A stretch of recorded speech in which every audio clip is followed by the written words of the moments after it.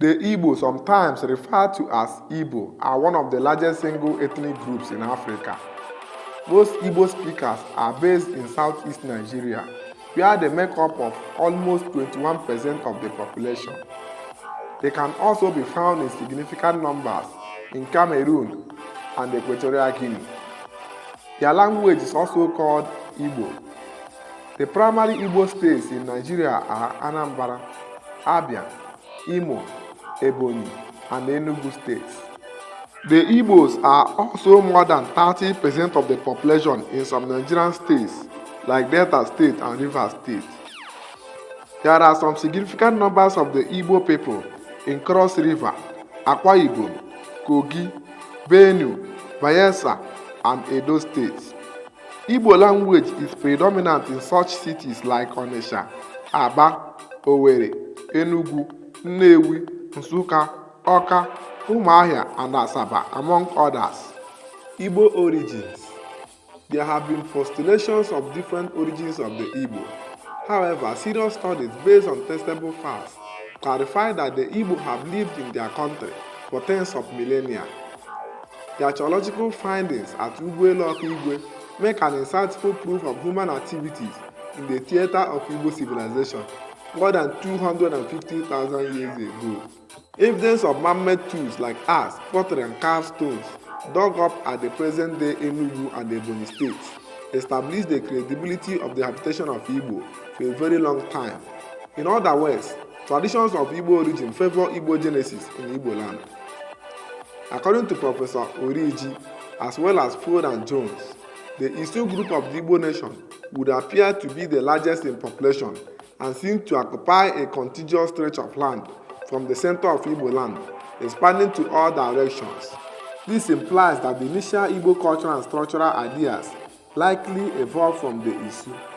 Their spread has helped to harmonize the features of the Igbo cultural area. In the Olu section of Isu that claimed autochthony, for instance, a promogenitor was recollected of the name Igbo Ngidi, who was spiritually and scientifically advanced. He founded Amu Igbo, the home of the Igbo. From Amu Igbo in Olu, he instituted various blacksmithing centers, agricultural practices, commerce and religious oracles. He further established his ideas at a place he called Igbo, Igbo the Great. In praise of his success, it was from these places of initial causes, Amu Igbo and Igbo, that the Igbo multiplied and occupied the present-day Igbo land.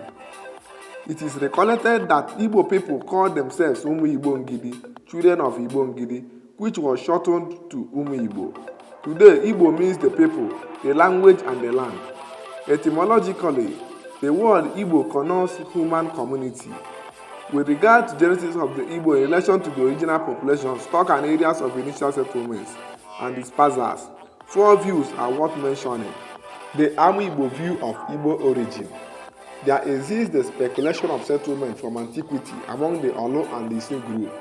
Within this zone, Amu Igbo stands out with complex sophistication that ushers valid insight into Igbo settlements of old, as well as the evolution of the cultural, linguistic, behavioral, and psychological patterns that give the Igbo a distinct outlook. Some historians noted that with population explosion, people from this region spread rapidly and founded other parts of Igbo land. The axis in question constitutes the upper half of the southern Igbo, involving the Isu, Osun, Olu, and the Ihiala group. The Owerri view of Igbo origin. This is shared by both indigenous and foreigners alike, who see the Owerri region as the archetype originality of the Igbo. Critical insights into the height of linguistic and cultural evolution attained here attest this standpoint. This region covers the stretch of land from Orata surroundings to Umuahia areas. This view is held by Elizabeth Isiche, who suggests that Igbo origin has its roots somewhere in the Owerri Umuahia axis. Hence, from here, they have skyrocketed the outward radiation of Igbo characteristics clan. In other words, the original population stock from this region expanded north, south, and east and west. The Awka view of Igbo origin. It suggests an earlier habitation of the Awka and Nri axis, whose people emerged as the first and original Igbo group. After a lapsing series of internal evolution, there was the need to expand due to population pressures. There are claims of autochthony here, where migrations are just remembered to be a few miles from the present abode. Igbo cultural thoughts could have developed by this region around the Omambara and Ezu River basins, being among the important elements of civilization. Factors that fuel this view include the Oka symmetry and the emergence of ritual functions. The Oka view of Igbo origin. The first satisfied the result of archaeological studies that noted the continuous inhabitation of Igbo land from prehistoric period. Regarding the complex dynamism involved in the question of Igbo origin, KODK and PA Talbot argue that Oka and Owerri form the focal foundation of early Igbo dispersal. Chikezie Uchendu also holds this view that the area stretching from Oka to Owerri form the Igbo heartland belt.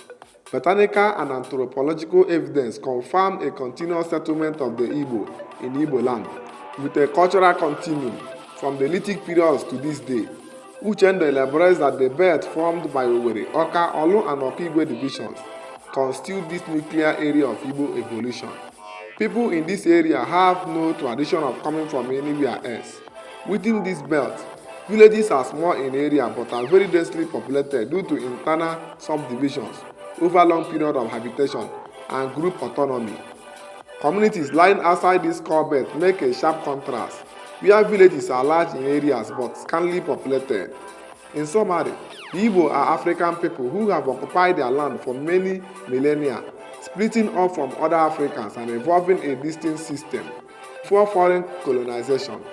Pre-colonial Igbo political organization was based on semi-autonomous communities, devoid of kings or governing chiefs, with the exception of towns such as Onitsha, which had kings called Obis, and places like Uri and Arochukwu, which had priest kings known as Ezes.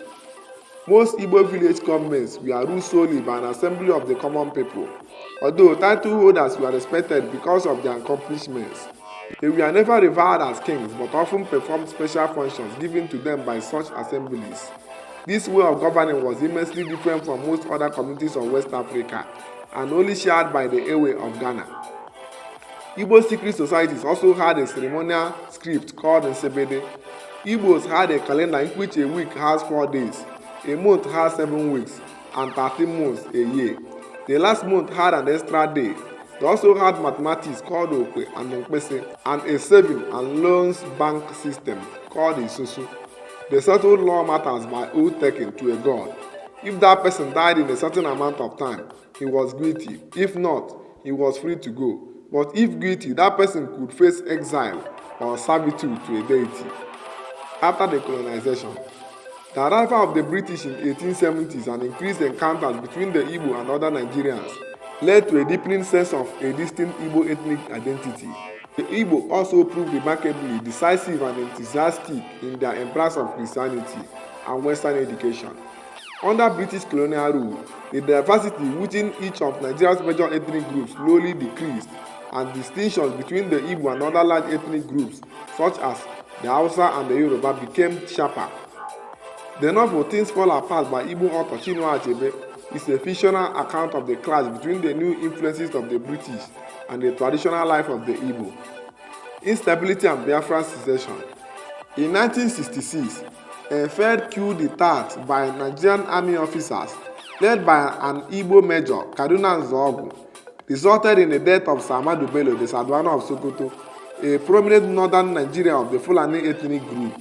Though the coup was foiled primarily by another Igbo, Johnson Agui Ironsi, the belief prevailed in northern Nigeria that Hausa leaders were singled out for death. This situation gave rise to a retaliatory pogrom in which tens of thousands of Igbo were murdered in northern Nigeria, which led to the headlong flight back to the eastern region of as many as 2 million Igbos. Eventually, the crisis reached an apex in May 1967, with the secession of the Igbo-dominated eastern region from Nigeria to form the Republic of Biafra, headed by the aforementioned General Ojukwu. The secession quickly led to civil war after talks between former army colleagues Yakubu Gowon and Ojukwu broke down. The Republic of Biafra lasted only until January 1970, after a campaign of salvation by the Nigerian army with the support of Egypt, Algeria, Sudan, United Kingdom, Russia, and United States, led to a decisive victory. derived from the last wartime speech of Chukwuemeka Odumegwu, head of Biafran state. In the 3 years of the war, necessity gave birth to invention. During those 3 years of heroic battle, we lived across the great chasm that separates knowledge from know-how. We built rockets and we designed and built our own delivery systems. We guided our rockets. We guided them far. We guided them accurately for 3 years, blockaded without hope of import. We maintained all our vehicles. The state extracted and refined petrol. Individuals refined petrol in their back gardens. We built and maintained our airports, maintained them under heavy bombardment. Despite the heavy bombardment, we recovered so quickly after each raid that we were able to maintain the record for the busiest airport in the continent of Africa. We spoke to the world through telecommunication system, engineered by local ingenuity. The world heard us and spoke back to us. We built armored cars and tanks. We modified aircraft from trainer to fighters, from passenger aircraft to bombers. In the 3 years of freedom, we had broken the technological barrier. In the 3 years, we became the most civilized, the most technologically advanced black people on earth. Contemporary Igbo. After the Nigerian Civil War, Igbo land had been severely devastated. Many hospitals, schools, and homes had been completely destroyed in the brutal war. The federal government of Nigeria denied the Igbo people access to all the hard currencies such as pound sterling they had saved in Nigerian banks before the Civil War, and only allowed them a minuscule compensation of £20 per adult bank holder. For example, a man who had over £450,000 savings in one or several bank accounts could only receive £20 following this policy. In addition to the loss of their savings, many Igbo people found themselves discriminated against by other ethnic groups and the new non-Igbo federal government. Due to the discrimination of employers, many Igbos had trouble finding employment, and the Igbos became one of the poorest ethnic groups in Nigeria. During the early 1970s, as an even greater insult in Port Harcourt, their control was handed over to their Ijaw neighbors and the Ikwere and Igbo subgroup, who have separated and claimed no Igbo origin. Igbo land was gradually rebuilt over a period of 20 years, and the economy was again prospering due to the rise of the Niger Delta petroleum industry, which led to the new factories being set up in southern Nigeria. This recovery from the days of the Biafran War is an example of the uncanny resilience and resourcefulness of the Igbo. Many Igbo eventually regained government positions. The Igbo, however, also faced many problems and challenges. Even today, Igbo people have sometimes continued to face discrimination from other ethnic groups. Igbo land towns such as Enugu, Onitsha, and Owerri lacked sufficient resources and good infrastructure for their inhabitants. Also, because the traditional Igbo homeland was becoming too small for its growing population, many Igbo have emigrated out of Igbo land. Igbo diaspora. After the Nigerian Civil War, many Igbo emigrated out of the traditional Igbo homeland in southeastern Nigeria due to a growing population, decreasing land and poor infrastructure. Not only have the Igbo people moved to such Nigerian cities as Lagos, Benin City, and Abuja, but have also moved to other countries such as Togo, Ghana, Canada, the United Kingdom, and the United States. Prominent Igbo communities outside Africa include those of London, UK, Houston, Atlanta, and Washington, D.C., USA, Finland, Malaysia. In fact, Igbo can be found in virtually any part of the world.